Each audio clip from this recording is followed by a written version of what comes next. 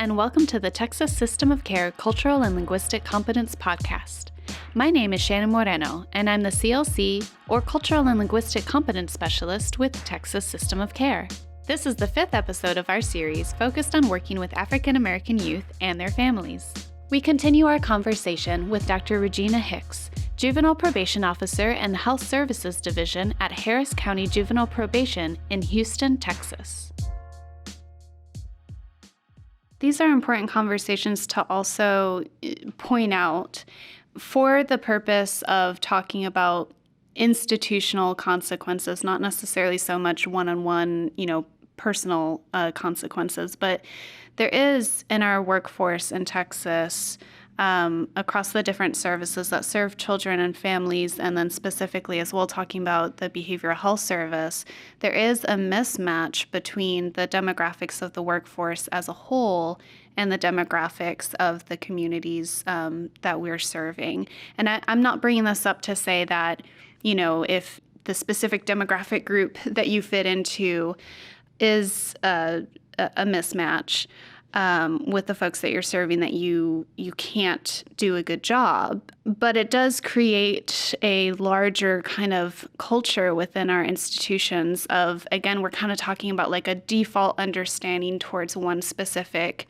life experience or way of life. So most of our systems in Texas tend to have a disproportionate representation in the workforce of white females. But then we have really large disproportionate representation of children of color, specifically in regards to juvenile justice, of boys of color as well. That is something at a structural level to pay attention to, especially in light of Dr. Hicks, what you've been talking about in regards to the different ways that historical trauma may come across of these different kind of cross-cultural misunderstandings in regards to body language and where that's coming from, resulting in discretionary school discipline, resulting in even misdiagnosis of young boys of color. This is an issue, this mismatch. Not to say that an individual worker can't work well, but if we have a workforce at large that has not had a whole lot of, personal experience growing up, maybe didn't grow up in an area that had a large African American population, didn't experience being taught by Black teachers, or having Black college professors, having Black supervisors, having African American colleagues, or maybe having African American colleagues, but not in an environment that was comfortable to talk about cross-cultural concerns. It's a bigger picture as far as the workforce as a whole being prepared to serve this community well and serve this community with respect. So given all of that and that kind of situation that we're in, absolutely there needs to be an effort to improve the diversity of the workforce. Again, not necessarily because only an African American worker could do well working with an African American family, but because there needs to be diversity to represent the community and have more of these types of conversations about cross-cultural concerns. Dr. Hicks, in your opinion, what level of understanding does a clinician need to have of the different things we're talking about today, the different institutional concerns, different life experiences and perspectives, in order to do well working with a young person and their family who's a member of the African American community? Well, the first thing that I will start out with, and we're focusing on the African American community, is that when we look at workforce and diversity, I think the biggest challenge that we have right now in Texas and in a lot of states has to do with the language difference, and particularly in terms of really needing more bilingual individuals to work with those individuals that are of Latino descent. And so I just have to put that out there, because as a person that's concerned about all communities being able to get the best treatment that they can. That what we're facing in terms of that shortage is something that is just very impactful. And so my next example connected to that is that when I was doing children's services, and one time we had a bilingual male who was identified to do in-home services, and it was like, oh, this nothing better. I mean, here's somebody that speaks the language and everything. I mean, this is a perfect match, and and he's gung ho and has a wonderful presentation, very clean cut, all of this other stuff. And then as time would happen, and we ended up talking to families who started falling off of this person's caseload. And when we went back and started checking in with them, that what was happening, it was the fact that this individual did, even though he had all those other characteristics, one of the things that he didn't have was a sensitivity and an understanding and humanity, if you will, for the lower income families that he was primarily working with, who were Latino. And he would go to their homes with a spray bottle, and before he would sit down in the house, he would spray and disinfect, and then he would sit down. And so you can just imagine what that meant for that family person in terms of this is somebody that's coming. So all of that to say, it's not just matching people by language. It's not just matching people by the way that they look, but it's also knowing who they are as a human person and whether or not they have the ability to work effectively within that particular situation. And so I just want to, I want to use that as the backdrop for some of the things that I'm going to be saying next, which is the fact that people need to do their homework. And what I mean by that is learn. I mean, now that we have access to, as we call it euphemistically, the Google, there are a lot of articles that you can pull up that talk about working effectively in cross-cultural situations, articles that talk about particularly some of the results of working with African-American young males within treatment and the things that seem to work there around mentors and a lot of other things. If you don't know things, seek out, as I mentioned earlier in the presentation, there are people who, if they're not in your environment, there are certainly people who you can contact that will know somebody that can be a cultural broker or a cultural guide, so to speak, and say that I came up against this and I'm not sure how to react. Can you help me think through this or talk through this based on this person maybe having some other levels of experiences or understanding of the population that you're going to be working with. The fact that you ask people when you're going into that therapeutic situation, does it make a difference for you? Sometimes it does for people, and sometimes they may say no, that it doesn't. And if they say that it does, and you're not able to assign them to say, no, I would rather have a black male that wears purple socks on Tuesday, and you don't have that black male that wears purple socks on Tuesday, then what's the next best thing? Or you tell them, I don't have that, but I'm the person that's going to be working with you. What is it that we can work out so that I can be more helpful with you on these 5 things that you've identified or that we've identified jointly as part of the service planning process that need to be addressed for you to be more successful? Because that's the bottom line. When people come to us for help within a therapeutic situation, either they've identified these issues themselves that they want to, or the system, quote unquote, in parentheses, has identified these things that they need to be able to work on. And so it's coming from the place of being able to talk to that person about some real specific things, helping them to understand what is it that you can contribute that will help them manage their day-to-day life. because they got there because either they identified some challenge or somebody else identified that these were things that were becoming problematic, that were getting them into trouble, or within the family of that you're working with that might be part of child welfare, that the goal is reunification. And so what are those things that need to be focused on that are really going to help that come to the ultimate goal? That you want to be able to talk to people about and get an understanding about their capacity to really experience joy.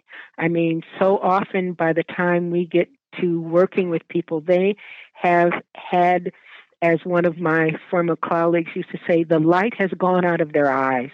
And what does that mean, to have the light go out of somebody's eyes? That they have come to the place where they have just been constantly bombarded with these challenges and with all of these negative things that they're not even looking at life as being something that can be to be joyful. Helping them to understand the ability of what it means for those things that they can take under their control and they have the capacity to change versus other things that they may not, and how you help them to manage that. If you've got a young person who has a teacher that from all intents and purposes they're coming in contact with on a day-to-day basis that doesn't understand them, or from your vantage point is really having their own issues with seeing, kind of viewing this kid from a deficit lens, you might not be able to take them out of that class, but you can help them to understand that the way that person is reacting toward them is not their fault. It's something that's being carried by that individual from the stuff that they haven't been able to work through, and you can do that. And then helping people to understand and deal with their past. So, if you're looking at that kind of as your therapeutic construct, then you can work in partnership with that individual to see how you can help them get there. Absolutely. Thank you so much for that, Dr. Hicks. And a little bit of a follow-up as well. I think you gave some great advice for folks who may be in a situation where they're not a member of this community, maybe aren't quite as familiar with some of the things that we've been talking about. And I think that your encouragement to just continue to learn and do research and have that attitude of humility is huge. A little bit of a more specific question, but along those lines, let's say that a worker, kind of in their personal life when they're engaging with issues or concerns in our society, are just of the perspective that they absolutely cannot come to understand a perspective or life experience or opinion that, of course, not every single African American individual is going to hold to, but by and large does tend to be an agreement or a perspective of the African American community. In one's personal life, if they're at that point of, I just can't even understand, I can't even comprehend that perspective, what on a professional level, in your opinion, is that person's kind of duty or responsibility in the name of trying to understand the life experiences of the folks that they're working with? I think that as clinicians, and I'm kind of going to first go back to answer from the kind of like the human place. I think that as clinicians, we will at different points in time run into that situation that for whatever all of the reasons, this is somebody that I may not be the best person to work with that individual, and what it means to be able to acknowledge that. If there's, some, going back to my analytic training, some countertransference going on, or some, or whatever it is, we're not. We're not designed that we can work with everybody. effectively. You can probably say, "Oh, I can do this," but then there might be somebody else who has a better handle on being able to work with that. When I was doing clinical work, I loved working with adolescent females. Now, I had people that worked with me that said, "You couldn't give me $1 million to work with an adolescent girl," because of all of the dynamics there. But I loved it, So when people say, "Hey, here's one for you," or whatever, so just using that as a backdrop to say you've got to know what it is that you're good at, and then being able to see that, and that's even more important, I think, or just as valuable when you're coming into these cross-cultural situations, because sometimes it may not just be the cultural thing that's problematic. It could also just be part of that person's other issues or other dynamics that are coming in play. And so that's where it's always so important to have somebody that you can talk to. When you're a young clinician, you have so many hours of where you meet with your supervisor and you talk about this case or that case and what's going on. But as we become more seasoned, still having that person that when you come up against that kind of stuck place within your treatment, that you're going to be able to talk to about that. So I would say that was where having some way of having good case consultation is real important, so that you can kind of be able to figure out what's going on. Is this really more embodied within some of what is this individual's cultural perspective, or things that are being influenced by their whole cultural view, or is this something that is just part of this particular dynamic in working with a very aggressive adolescent male who doesn't want to be coming to see you anyway? Absolutely. And I think, just to add to that as well, I think that people might be fearful to admit that they may actually not be incredibly competent in working with this community, and be fearful of what that means, as far as the need for continued learning. It's really not enough in providing effective services across different cultural groups to just kind of have a heart of gold and, just always try to be kind to everybody who walks through your doors. Of course, that's important, right?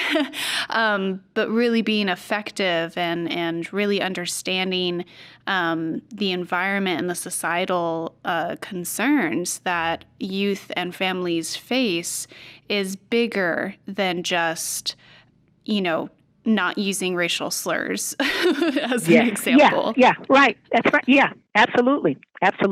No, I think your point is very well taken.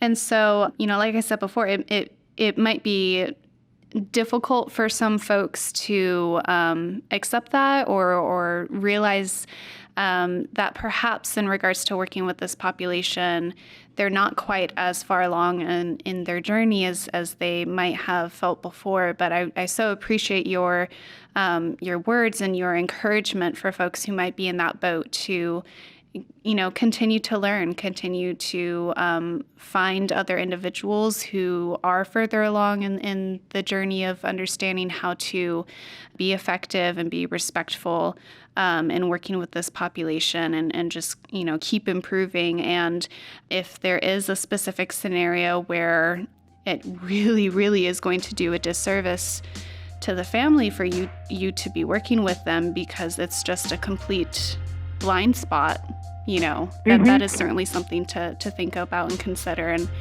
and talk about in supervision. For sure. I hope you enjoyed today's CLC podcast. If you have any questions on how to bring CLC initiatives into your local system of care community, please feel free to email us at info@txsystemofcare.org.